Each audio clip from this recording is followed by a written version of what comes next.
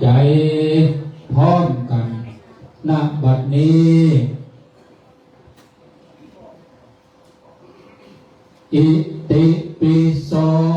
ภะคะวาอะระหังสัมมาสัมพุทโธวิชชา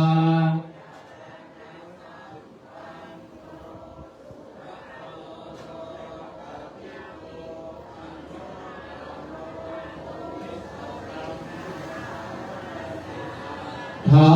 เทวมนุษย์สานังพุทโธภะคะวาติอิติปิโสภะคะวา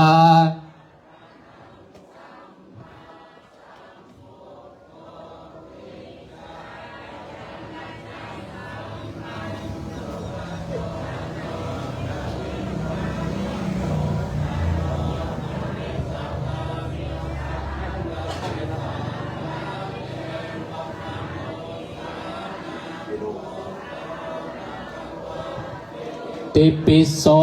ภะคะวาอะระหังสัมมาสัมพุทโธวิชชา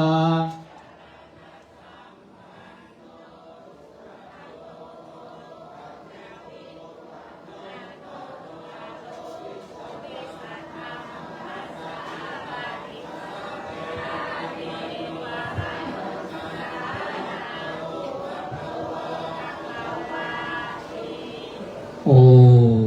ย่ำพร้อมเตียเนอะตั้งเต้นปุ่นกำลังอิติปิโสนั่นตั้งในเพลก็พอจบแล้วเอาแถมรอบใหม่เอาใหม่เนินสถานเนินเอาดังๆตั้งใจวางโทรศัพท์ก่อนสะมดกูอย่างวางมด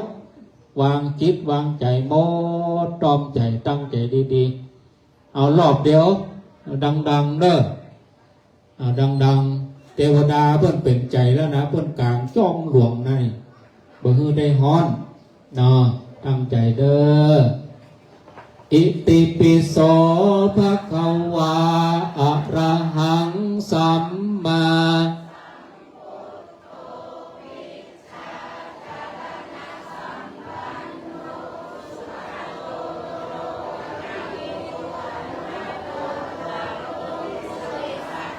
สาลทิสัทธาเทวมนุษย์สานังพุทโธภะคะวาติอิติปิโสภะคะวาสัมมาสัมพุทโธวิชชาจรณะสัมปันโนสุขโตโลกวิโต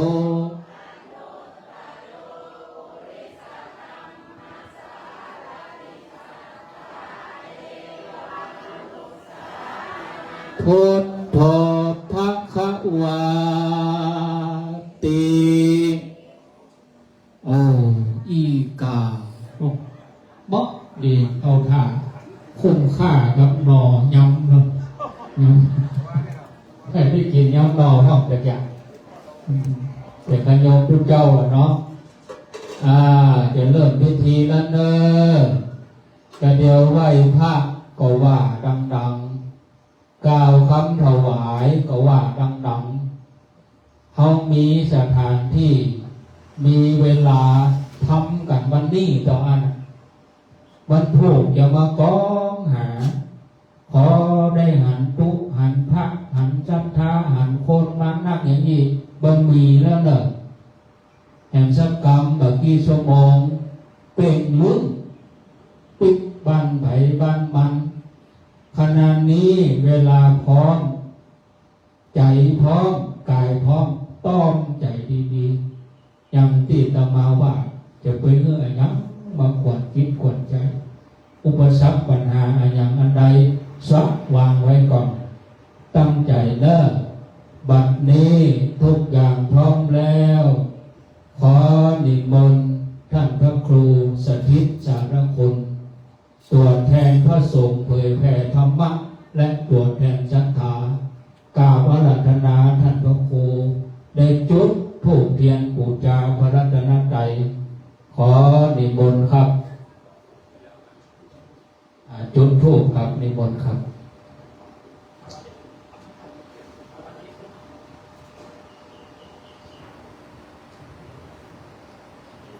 ตัวเพศก็ได้ท่านมหา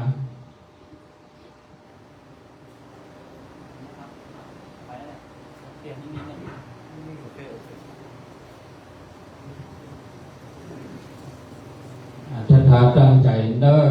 ท่านพระครูกำลังจุดธูป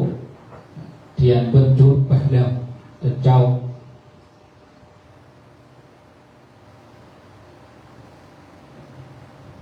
ได้ไหวพระพร้อมกันนิมนต์ลูกเนรได้นั่งพระเพียบก็ได้นั่งพระเพียบก็ได้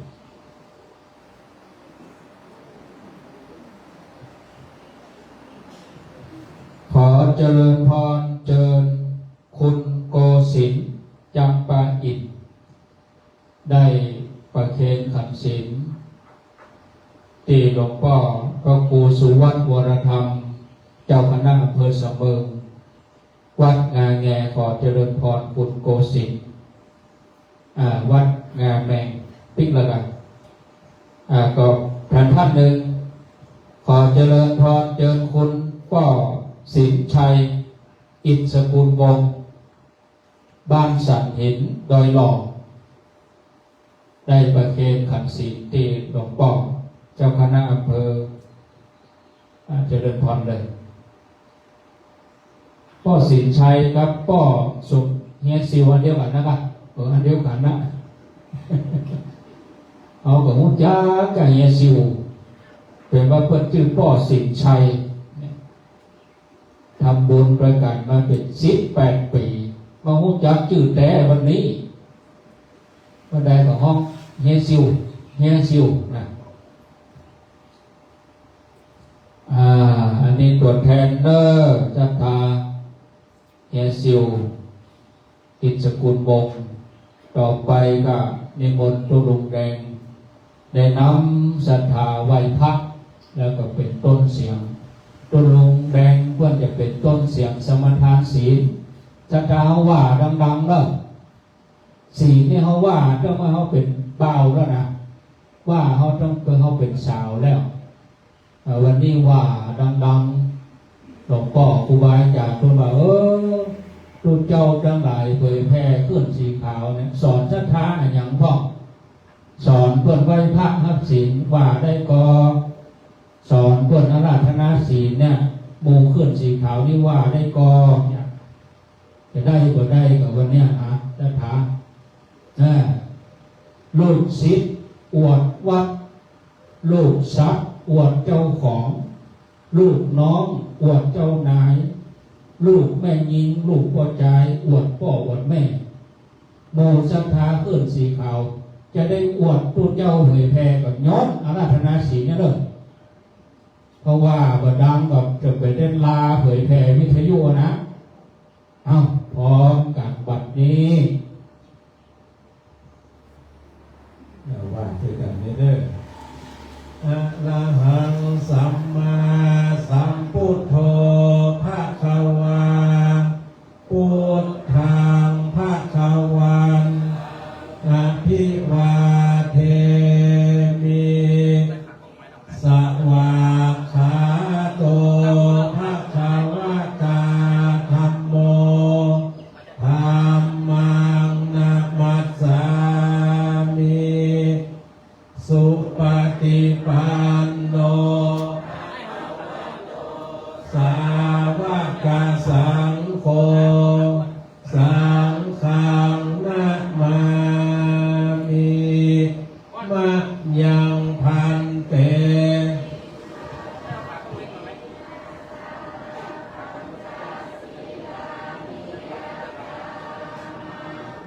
ตุติยัมปิมะยังพันเตวิสุงวิสุง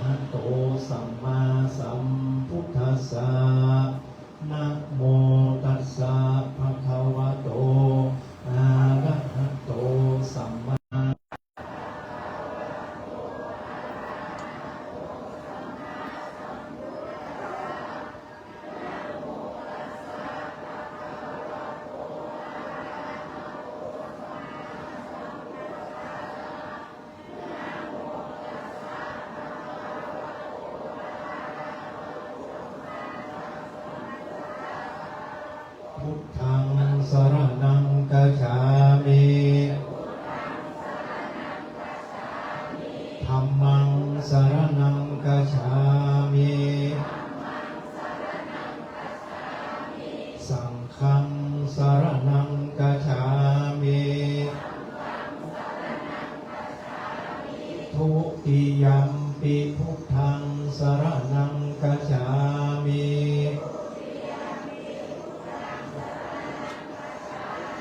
ทุติยัมปิธัมมังสรณังคัจฉามิ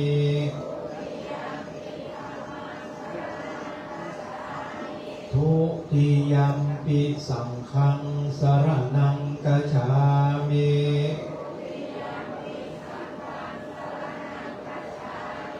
ตติยัมปิพุทธังสรณังคัจฉามิ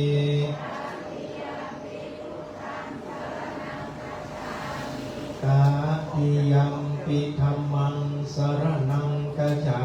มิ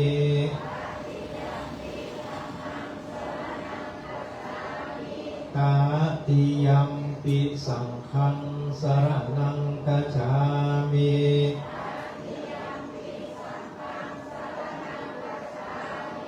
ปานาติปาตาเวระมณี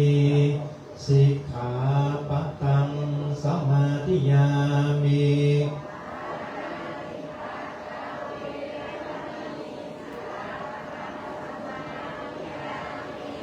อะทินนาตานาเวระมณีสิกขาปะทังสมาธิยามิ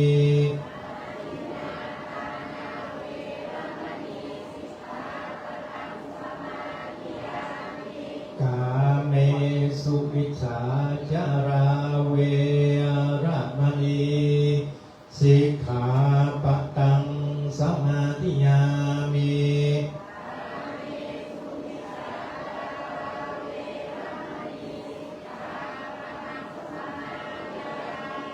มุสาวาตาเวระมณีสิกขาปะทังสมาธิยามิ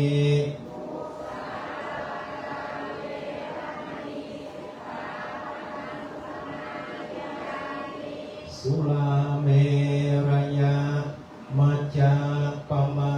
ตฐานาเวระมณีสิกขาปะทังสมาธิยามิ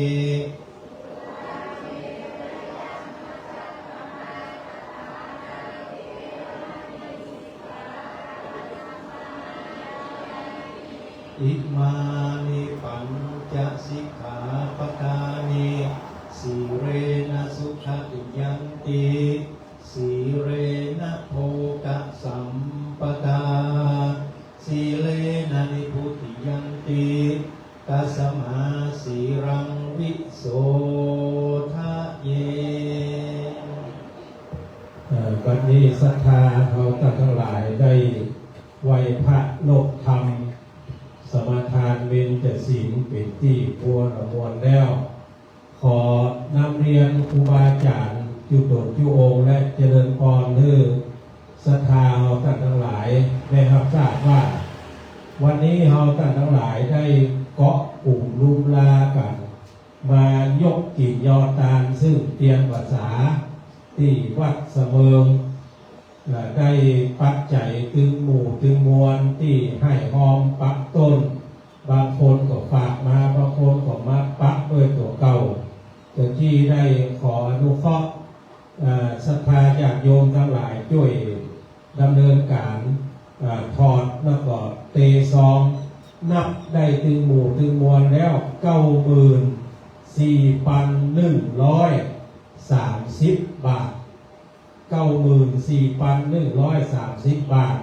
ได้จัดถวายพระเจ้าประสงค์ถวายเป็นส่วนตัวเอาใจสอยตามอัธยาศัย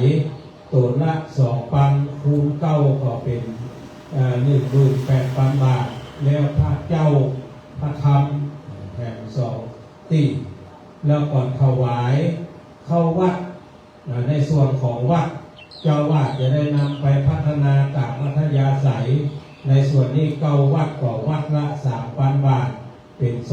27,000 บาท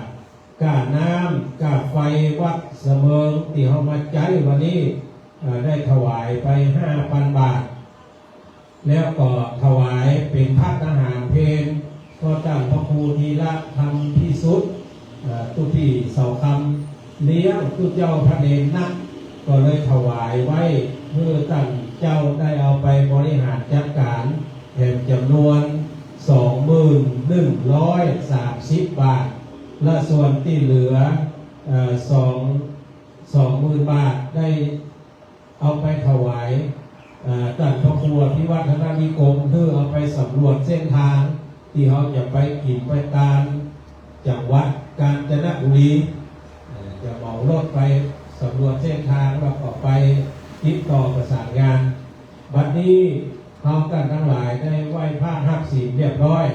ก่อนที่จะกล่าวกำถวาย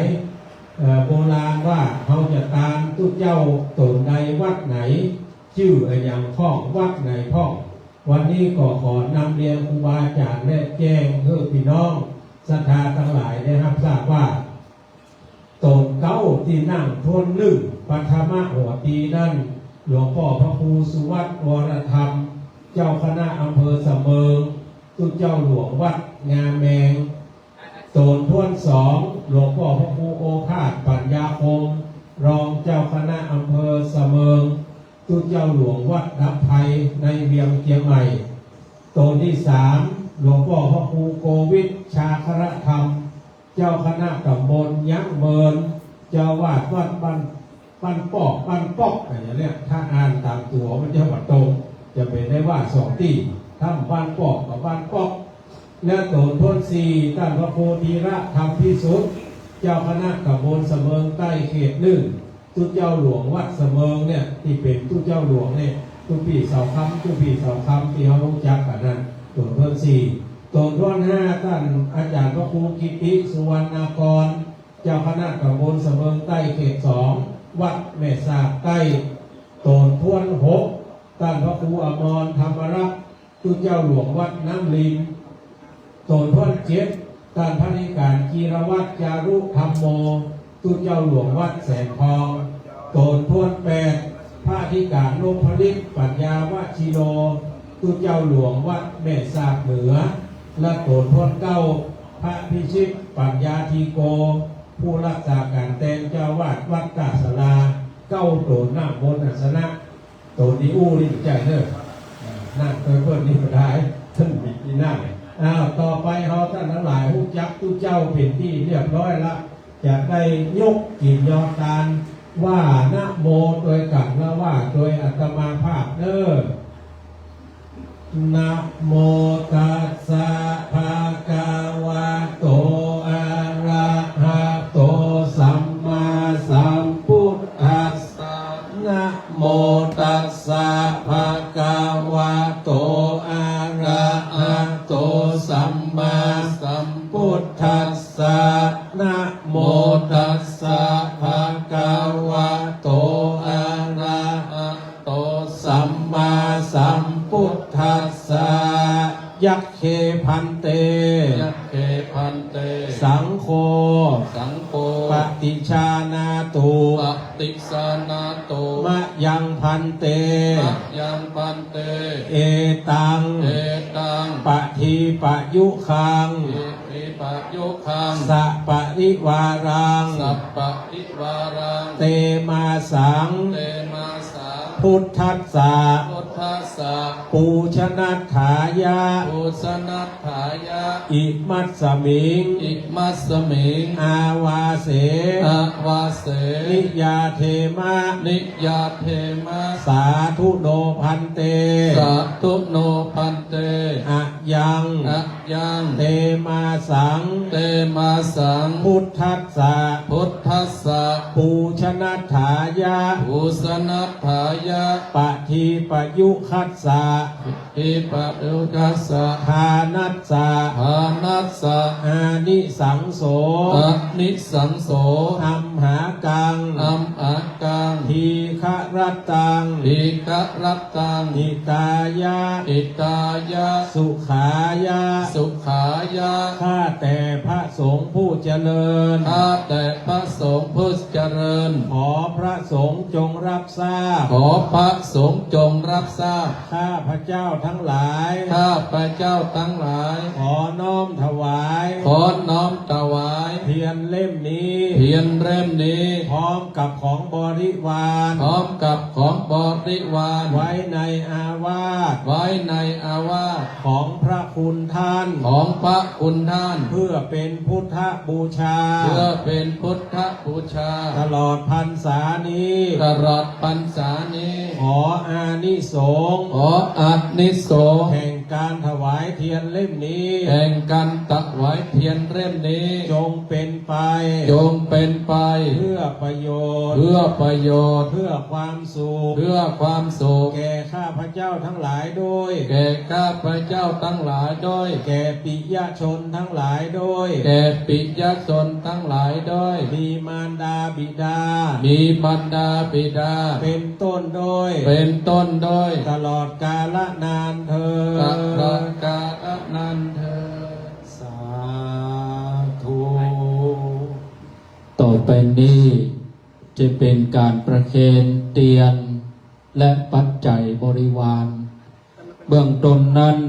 ขอเจริญพรเชิญท่านรองนายกเทศมนตรี เทศบาลตำบลเสมิงใต้ เจริญพรเชิญท่านชาติชาย ใจกันทะได้ประเคนกันพระพุทธ พร้อมกับพ่อหลวงวัฒนาพ้นภัย ผู้ใหญ่บ้านห้วยข้อของเฮานี่ประเคนพร้อมกันถึงสองท่านขออนุโมทนาที่ให้เกียรติมาร่วมงานการตามเปลี่ยนของครูบาอาจารย์และคณะสัตยาในวันนี้ตัวต่อไปจะเป็นการเกณฑ์เตียนก่อนจากนิมนต์ครูบาอาจารย์พระเจ้าประสงค์จำนวน9 รูปได้เข้าประเคนเตียนในนามคณะสงฆ์และศรัทธาทุกคน หลังจากที่เกณฑ์เตียนแล้วก็นิมนต์ครูบาอาจารย์ได้ยกเตียนมาไว้ด้านฝั่งขวานะครับ ขอนิมนต์ท่านพระครูสถิตสารคุณวัดหนองผาขาวอำเภอป่าซางจังหวัดลำพูนท่านพระครูชลทานพิทักษ์วัดแม่ห้องไคอำเภอดอยสะเก็ดจังหวัดเชียงใหม่ท่านพระครูวรธรรมนาถเจ้าคณะตำบลสันติสุขวัดหนองเหียงดอยหล่อท่านพระครูสังวรศิลาภิรักษ์วัดชายมูลแม่ก้าสันปะตองท่านพระครูกัลยาณปราโมทย์เจ้าคณะตำบลดอยหล่อเขต1วัดบ่อนห้วยแก้วท่านพระครูวิพัฒน์ตุลยสารเจ้าวาดวัดยางครามตำบลยางครามดอยหล่อท่านพระชัยวัฒน์นาคเสโนวัดพระธาตุดอยน้อยอำเภอดอยหล่อท่านพระอาจารย์จำเริญวัดศรีโพธารามอำเภอเมืองฝางวัดพระธาตุม่อนปิ่นเมืองฝางและนิมนต์ท่านพระอธิวัตรวัดเหล่าวัดมงคลท่าล้อขอนิมนต์ครับจำนวน9 รูปได้เกณฑ์เตียนก่อนครับศรัทธาสาธุเนอสาธุถ้าสะดวกก็ยกขึ้นไว้นะครับถ้าไม่สะดวกก็ตั้งรูปเอาอิงตั้งหลังก็ได้นะครับต่อไปจะเจิญศรัทธาเข้ามาเกณฑ์เป็นจ้องกับฐานพักจ้องนี่ลูกหลานของแม่บัวหลังจำปายิมบวกก้างสันกำแพงเป็นผู้ตกแต่งนาเอามาดานแล้วฐานพักนี่ท่านพระครูชลทานพิทักษ์วัดแม่ห้องไคเป็นผู้จัดเตรียมมาท่านพระครูก็มี เมตตาเมื่อศรัทธาได้เกณฑ์แต่งไปจำนวน9 ท่านดังต่อไปนี้เจริญพรเจริญคุณป้อสินชัยอิศกุลมงบ้านสันหินดอยหล่อ2แม่จิรพันธ์โมป้อเรียงป่าเป้าเจียงไฮ3แม่ครูเกษณีชัยเทพเมืองเชียงใหม่4แม่ครูลาวันกุยคำเมืองจี้ละปูน5แม่ครูเพลินพิษทิพฤกษ์บ้านแป้นละปูน6แม่บุญปันตาเหียงบ้านห้วยมูในอำเภอฝาง7แม่ปันทิพยะแม่บุญปันทิพยะบ้านโสเตี้ยจอมตองเชียงใหม่8แม่อมรวันเล้ากุลอำเภอสันทรายเชียงใหม่9คุณสมพรรัตนังบ้านปางเมือดสันทรายเชียงใหม่ขอเจริญพรทั้ง9 ท่านได้เข้าไปเกณฑ์จ้องแล้วก็ถามพักที่ตั้งพักให้ก่อนอันนี้เป็นจ้องเนอะการล่มการจ้องเป็นล่มเป็นเงา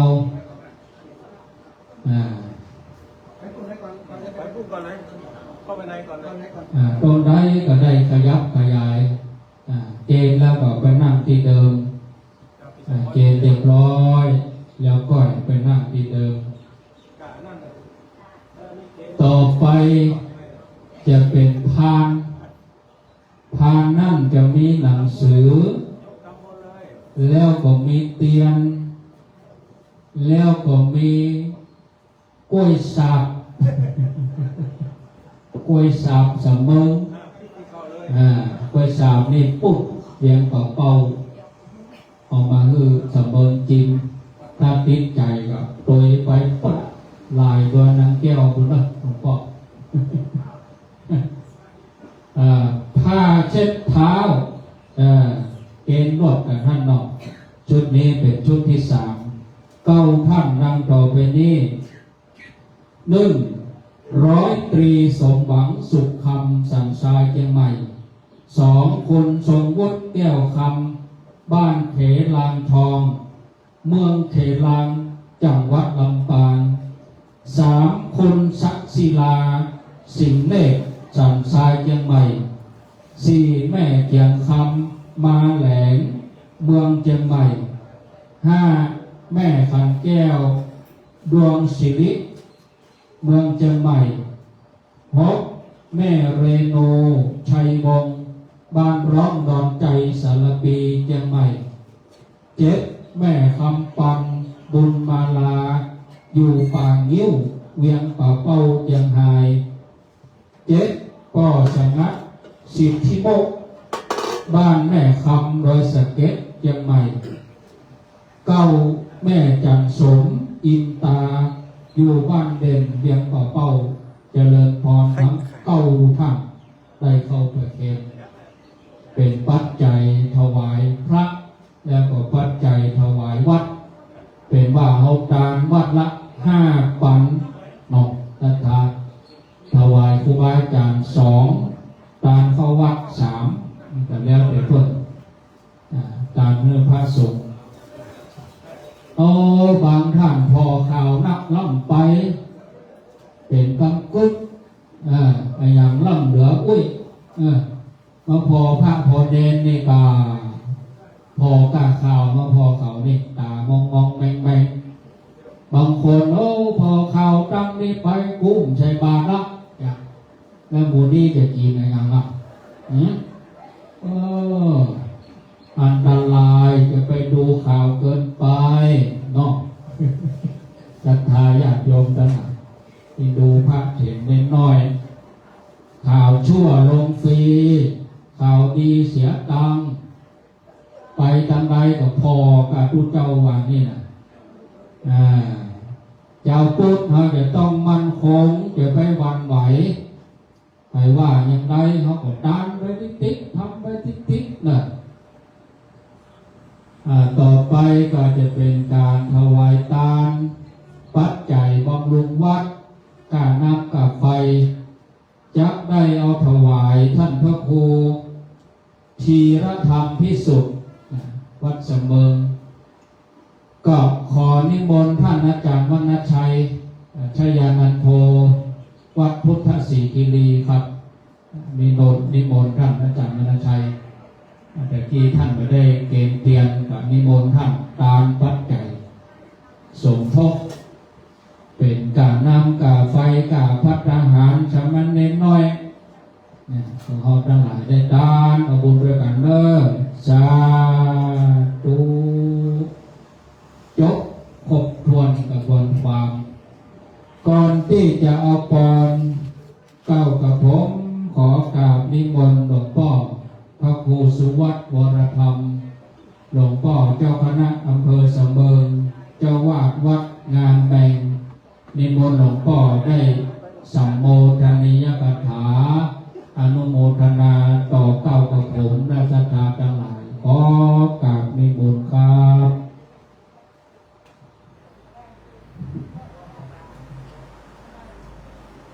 ขอไหว้สา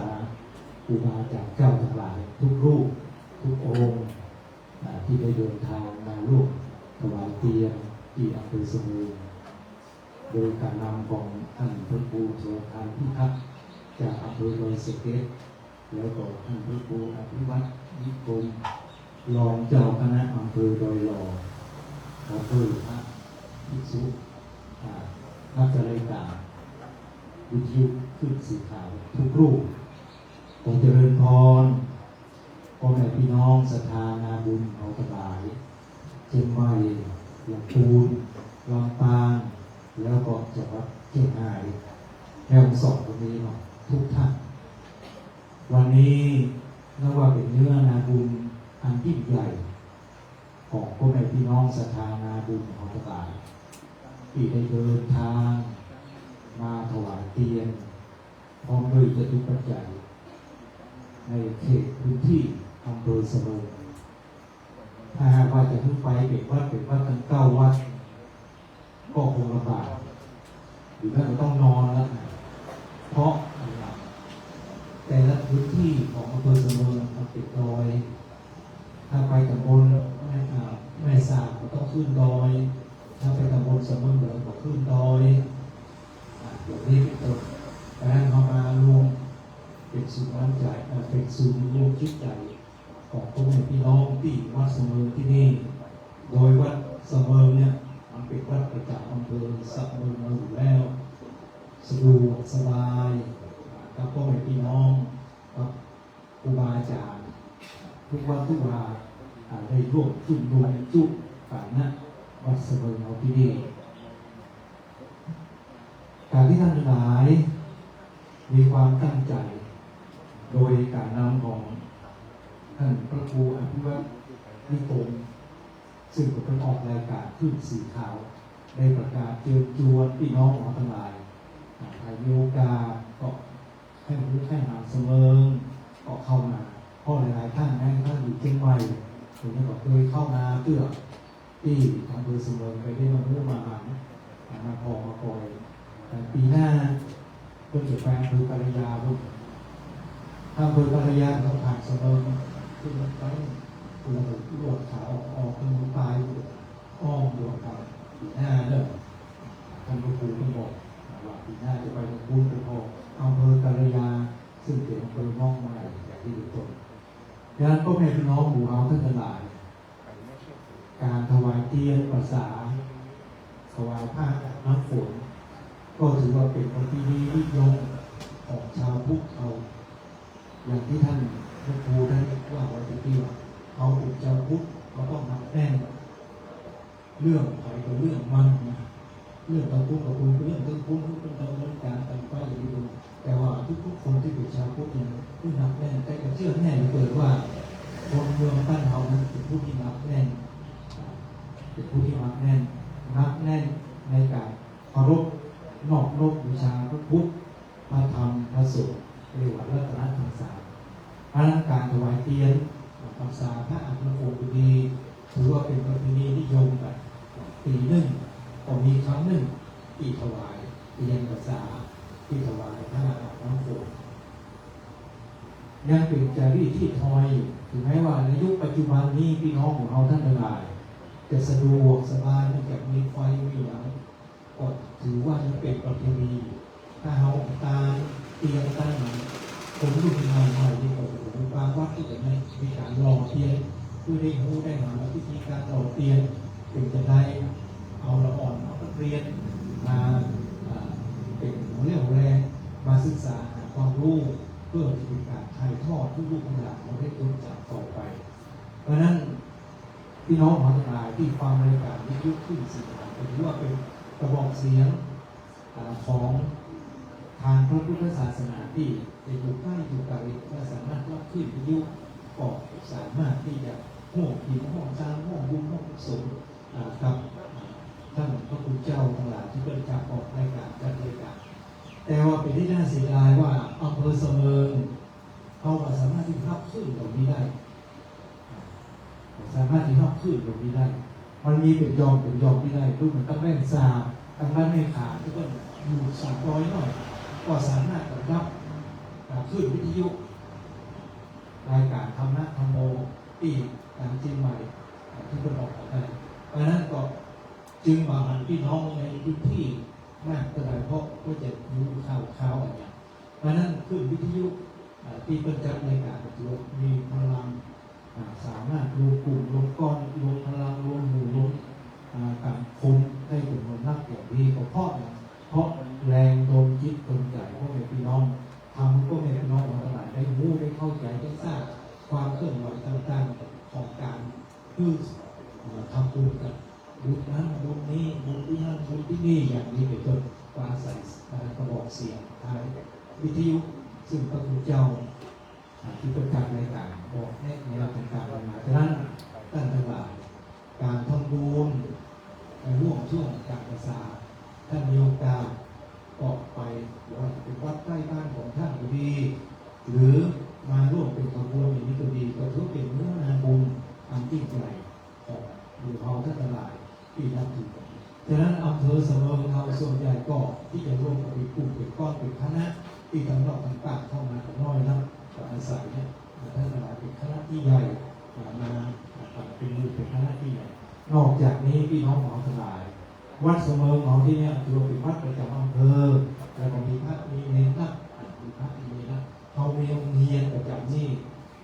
แต่ที่เข้ามานี่แม่บอกว่าให้เน้นสะกดขอไม่ได้หรอกนะ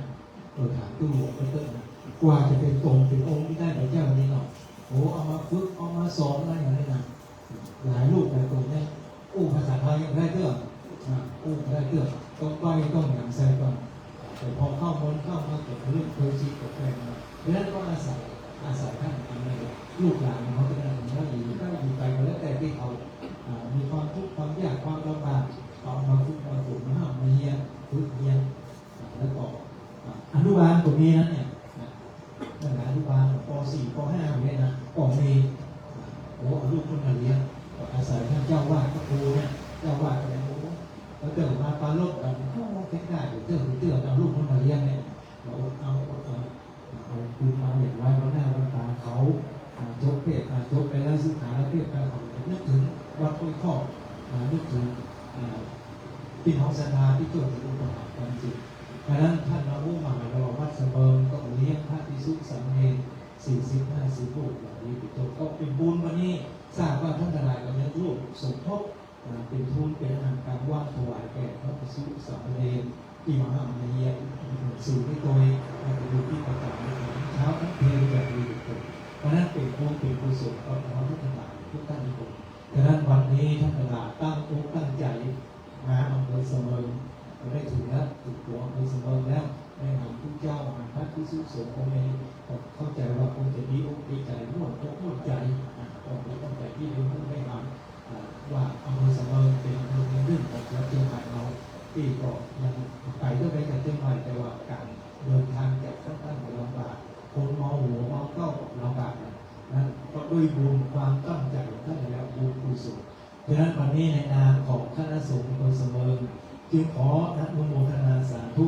ในพระคุณเจ้าทั้งหลายที่ได้มาศรัทธาญาติโยมมาถวายเตียงโดยเสมอใน และขออนุโมทนาสาธุกับทุกท่านทุกคนที่ร่วมกันถวายเทียนในวันนี้โดยอานิสงส์ผลบุญที่หมู่เฮาทั้งหลายได้มาร่วมกระทำบำเพ็ญถวายเทียนในโอกาสครั้งนี้ขออานิสงส์ผลบุญในโอกาสครั้งนี้จงเป็นรับปัจจัยกำจูกับครูบาอาจารย์เจ้าทั้งหลายจงมีสุขภาพอนามัยสมบูรณ์แข็งแรงเป็นกำลังสำคัญที่จะเผยแผ่สิ่งธรรมกรรมฐานพวกแม่พี่น้องศรัทธาได้รับรู้รับทราบไปฟังและขอท่านทั้งหลายจงมีความสุขกายสบายใจปราศจากโรคภัยไข้เจ็บโสมดังกรรมกรรมฐานาโดยทุกนาการทุกท่านเดิ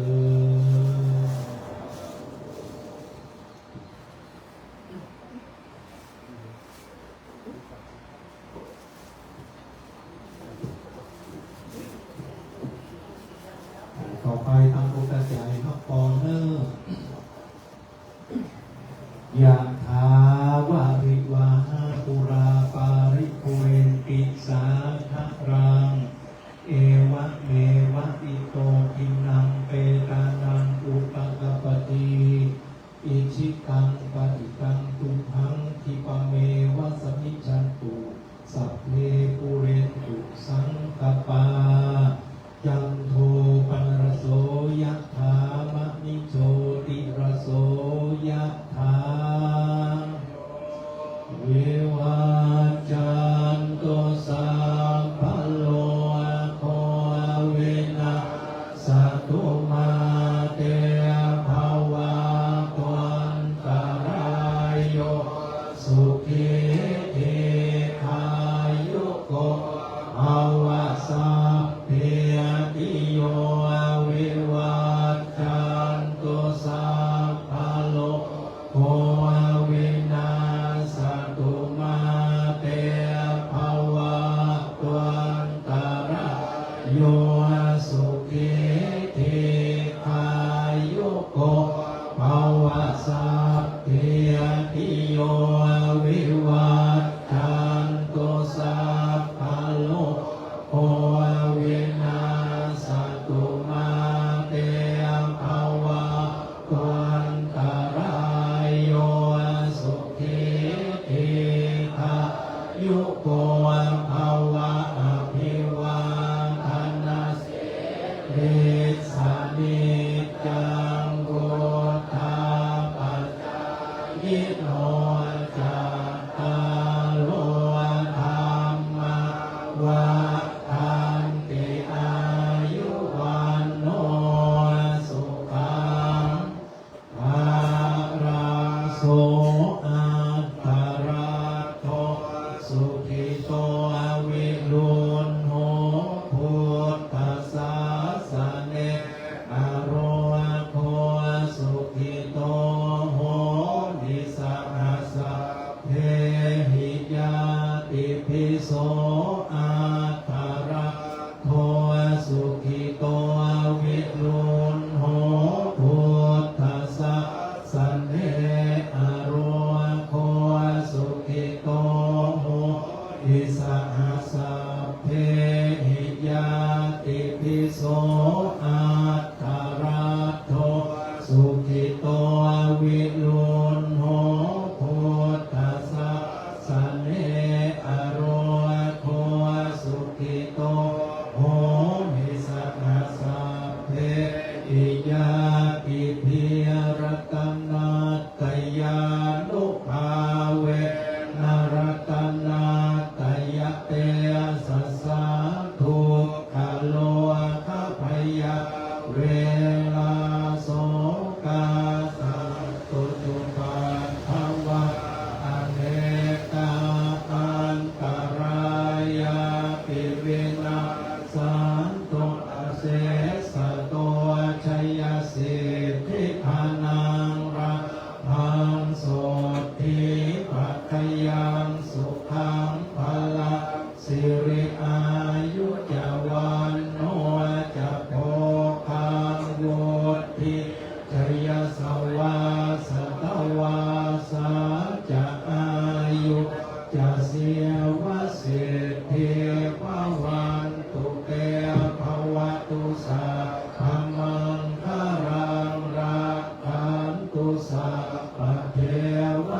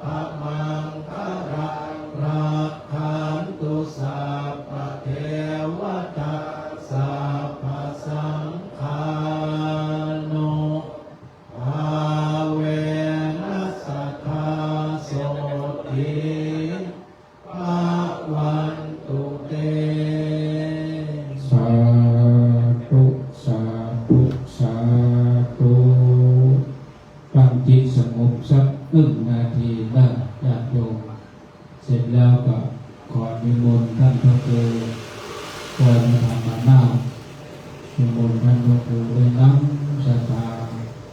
กล่าวกรรมอิตังหยาดน้ำวันตาหลวงวันตาน้อยต่อไปนะครับจนศรัทธาเราทั้งหลาย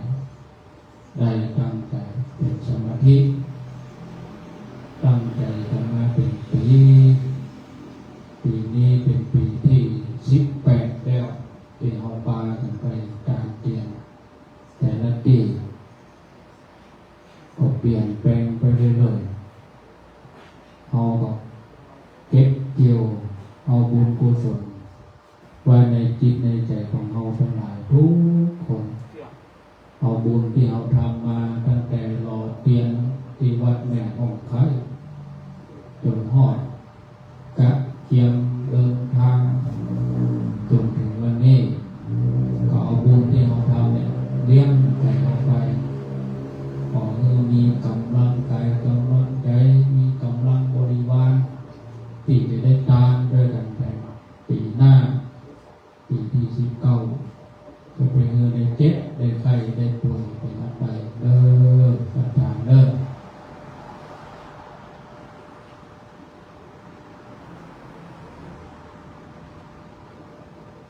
ขออนุโมทนาทุกท่าน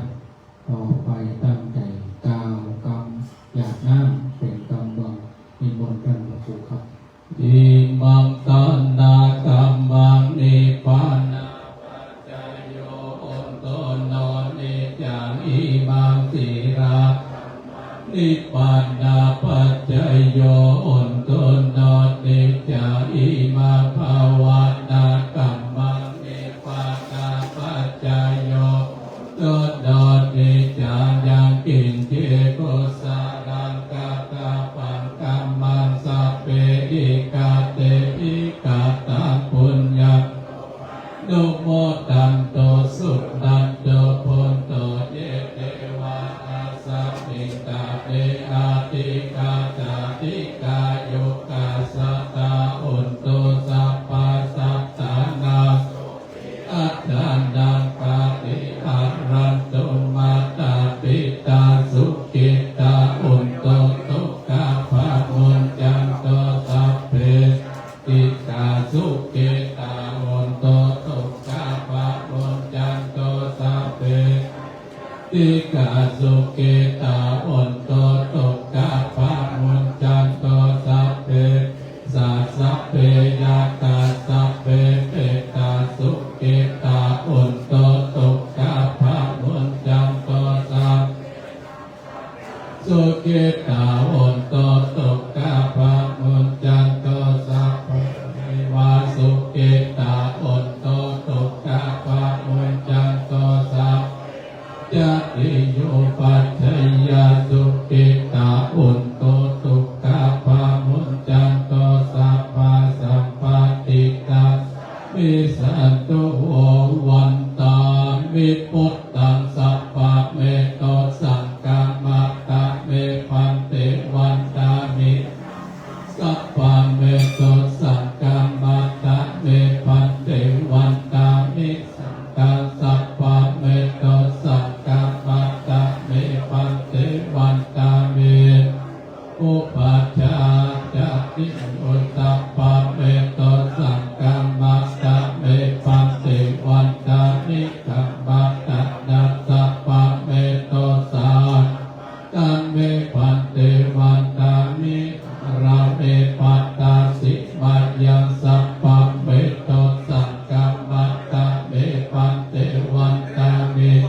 ติยังสัพพังสัพพะตะเตโสปะติติกาตะติรัตตะโตมาอาโพติพุทธาอัสสะการังสัตตะตะกะโลเกเตวะโลเกปัมมะโลเกสัมโพธิเปตังกายสัตติรัตตะตุโยเกสัตตะตุโยอาระปันตะตะตุโยจิตติยังกันตะโกเตกัตติติตะอัตติตัมมะกันเตตะเปสัตตานาสิติยาอะหังวันตาวิสัพพะโสต่อไปวันพระบาทเนอวันตานิ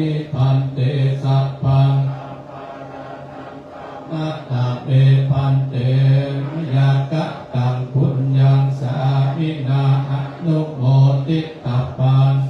วินาศตังพุญญังไมอัตตาตะวังสาธุสาธุโมทัง พุทธรักษาธรรมรักษาสังฆรักษาเจ้าตาโลธรรมาวัฏันติอายุวันโลสุขังพระลา สาธุ จุดดีมีสุขกับผู้ผู้คนเนอ ต่อไปเจิญทัทธาลาภะแบบสากลเลิกอะระหังสัมมาสัมพุทโธภะคะวาพุทธังภะคะวันตังอะภิวาเทมิสวากาโตภะคะวะตาธัมโมธัมมังนามัสสามิสุปฏิปันโนภะคะวะโตสาวกสังโฆสังฆังนะมามิจบพิธีกลับบ้านได้ซ้อมเก้าอี้ไปเลิกเอาบุญแห่งต่อจะลุกเมื่อเหลวจะเตียวเมื่อพอจะลุกเมื่อเหลวจะเตียวเมื่อพอ แมงวิอินทำไปอย่างเด้อซ้อมเหนือแห่งซ้อมแต่ตีพระคุณพระทานพิทักษ์ได้ปักวิอินก็ได้แมงวิอินดูก่อนครับยกสมพรยกอนุวันมาหาท่านในการครับอ๋อถวายลูกเนรล่ะเป็นถวายลูกเนรกันนะสถานญาติโยมเข้าแก่ปล่อยแม่ถวายทุกคนทุกท่านเด้อขอได้รับความขอบคุณจากคณะครูบาอาจารย์พระสงฆ์นักจัดในการทุกรูปทุกองค์วันนี้ขาดไผ่บันไดสกลเนื้อไทยโยมคนขับรถหลวงพ่อมาเอาเตียงมาเอารายการต่างๆของหลวงพ่อเนื้อไทยโยมขอบคุณเท่าแก่ปล่อยแม่ทุกท่านทุกคนอาจจะไม่ได้เข้ามาปฏิเสธเป็นตัวแทนก็ได้เนาะแต่ว่าถือว่าวันนี้ขาดไผ่บันไดเนื้อขาดไปคนใดคนหนึ่งก็มาครบองค์ในการที่จะทำพิธีทุกคนเปิดปาอาศัยกันน้ำเปิดเรือเสือเปิดปาครูบาอาจารย์เปิดศรัทธาตั้งเจ้าทั้งหลายเริ่มวันนี้ศรัทธาญาติโยมมาร่วมการร่วมงานร่วมกินร่วมการด้วยกันมาได้รับการเปลี่ยนด้วยกันคนก็จะแบบนี้ทุกคนที่มานี่ก็คือทุกคนได้มาสร้างคุณค่าได้มาสร้างศรัทธาประสานร่วมกันในศรัทธาท่านเจ้าอยู่ดีมีสุขเดินทางปลอดภัยทุกท่านทุกคนเดินทางทุกท่านทุกคนนั่นแม่วิอินท่านไปกล่าวว่ามาเจ้าเหลือเพิ่นตอนนี้ท่านพระครูชลทานพิทักษ์อยู่นี่แล้วท่านพระครูชลทานพิทักษ์จะได้ปิด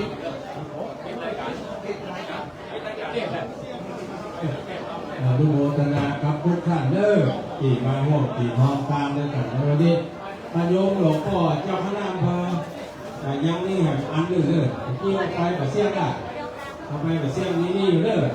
มีจ้องกับฐานตั้งตาลปักยังมีนี่อยู่เส้นทางต่างทั้งหลายที่พอรายการอยู่ทั่วโลกในขณะนี้ตามการถ่ายทอดสดของวัดไผ่หินแล้วก็พี่น้องที่ฟังอยู่ทางบ้านทางจอง8จังหวัดภาคเหนือ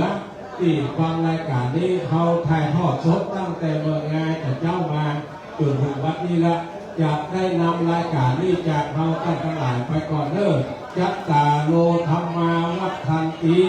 อายุวันโนสุขังปะลัง